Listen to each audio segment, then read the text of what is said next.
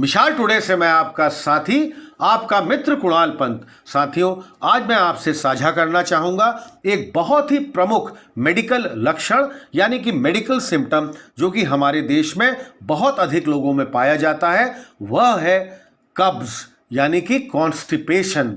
अब हम साथियों चलते हैं और बात करते हैं कि कब्ज के पहले लक्षण क्या क्या होते हैं।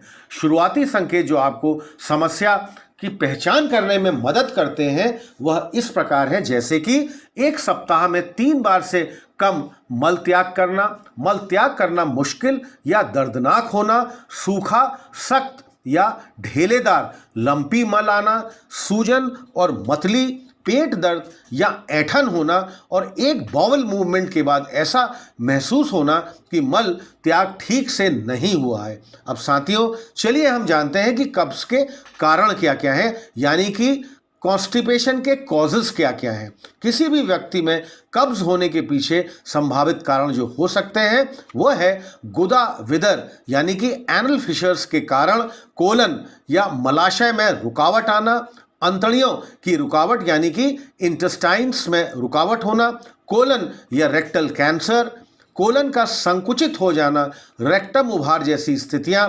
कुछ न्यूरोलॉजिकल स्थितियां भी हैं जो कोलन और मलाशय के आसपास तंत्रिका में समस्याएं पैदा करती हैं। सक्रियता की कमी, आहार में उचित मात्रा में फाइबर न लेना, तनाव बहुत अधिक रखना, लैक्सेटिव का व्यापक उपयोग करना, कैल्शियम और एल्युमिनियम युक्त एंटासिड का लगातार प्रयोग करना, कमजोर पेल्विक मांसपेशियों जैसे कि उन्मूलन में शामिल मांसपेशियों में समस्याएं, मधुमेह, डायबिटीज जैसी बीमारी की स्थिति, गर्भावस्था, हाइपर पैराथायरॉयडिज्म, शरीर के हार्मोन को प्रभावित करना। अब ये भी जो है उम्र के हिसाब से इसका बड़ा होना होता है और निर्जलीकरण है। अगर आप कब्ज कैसे दूर कर सकते हैं? कब्ज आमतौर पर अनियमित मल त्याग को संदर्भित करता है। ज्यादातर मामलों में यह बिना किसी उपचार या चिकित्सा परामर्श के ही अनायास ही हल हो जाता है। अनियमित मल त्याग के एक ऐसे हल्के मामले हैं जो लैक्सेटिव या ओवर द काउंटर दवाओं के उपयोग से बेहतर हो सकते हैं। ऐसी स्थिति में घरेलू उपचार भी बहुत अधिक कारगर होते हैं। अब साथियों चलते हैं हम और जानते हैं कि कौन से खाद्य पदार्थ हैं जो कब्ज यानी कि कॉन्स्टिपेशन का मुख्य कारण बनते हैं और आपको इन सभी चीज़ों का इस्तेमाल नहीं करना चाहिए, इस्तेमाल वर्जित होना चाहिए।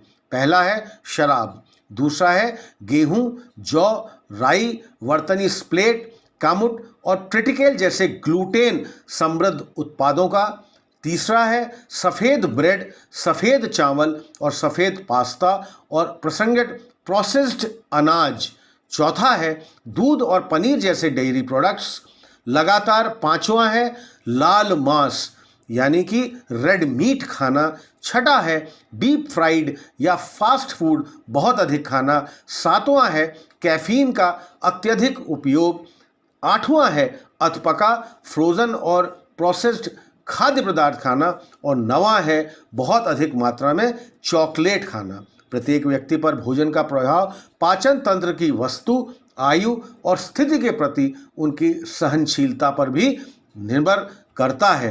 तो साथियों अचानक अगर आपको कब्ज होने का कारण अगर ये आ जाए तो अचानक कब्ज आमतौर पर आपके दैनिक जीवन के सेवन से जुड़ा हुआ होता है।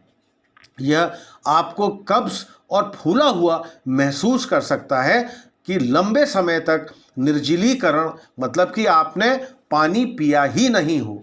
कम फाइबर वाले खाद्य पदार्थों का आप अगर सेवन करते हैं, आप अगर बहुत अधिक लैक्सेटिव और एनीमा का इस्तेमाल करते हैं, आपके व्यायाम यानी कि एक्सरसाइज में कुछ कमी है, अपने बाउल्स को अधिक समय तक रोक कर रखना, स्ट्रोक या डायबिटिक फ्लेयर आप पर अनुभव करना या एल्युमिनियम या कैल्शियम या आयरन जैसी कंपाउंड वाली दवा लेना। अब कब्ज की रोकथाम साथियों कैसे की जा सकती है, यानी कि प्रिवेंशन ऑफ कॉन्स्टिपेशन। इसके लिए आप खाइए बीन्स, सब्जियां, फल, साबुत अनाज जैसे उच्च फाइबर वाले खाद्य पदार्थों को अपने दैनिक आहार योजनाओं में आप तुरंत शामिल कर दीजिए। अपने दिन की शुरुआत गर्म पानी जैसे कि गर्म तरल पदार्थों से कीजिए। पानी और अन्य प्रकार के तरल पदार्थों का अधिक सेवन कीजिए। ऐसे पदार्थ जो खाद्य पदार्थों का सेवन सीमित करें जिसमें फाइबर की मात्रा कम हो, जैसे कि मांस, दूध आदि। शारीरिक गतिविधि में सुधार करें और नियमित व्यायाम करते रहें, यानी कि एक्सरसाइज आप करते रहें, क्योंकि इससे यानी आंतों की मांसपेशियां, इंटेस्टाइन्स की मांसपेशियों की ताकत बढ़ सकती है। तनाव पैदा करने वाले कारक को कम करें। मल या शौच की इच्छा को अनदेखा करना बंद करें। प्रत्येक भोजन के बाद मल त्याग के लिए एक कार्यक्रम बनाएं। कब्ज में आसानी के लिए लैक्सेटिव 1 या 2 दिन तक लिया जा सकता है। तो साथियों, आज का था हमारा एक ये बहुत ही प्रमुख मेडिकल वक्तव्य कब्ज यानी कि कॉन्स्टिपेशन के बारे में। साथियों, सतर्क रहिए, सावधान रहिए और हाँ, आप सभी सुरक्षित रहिए।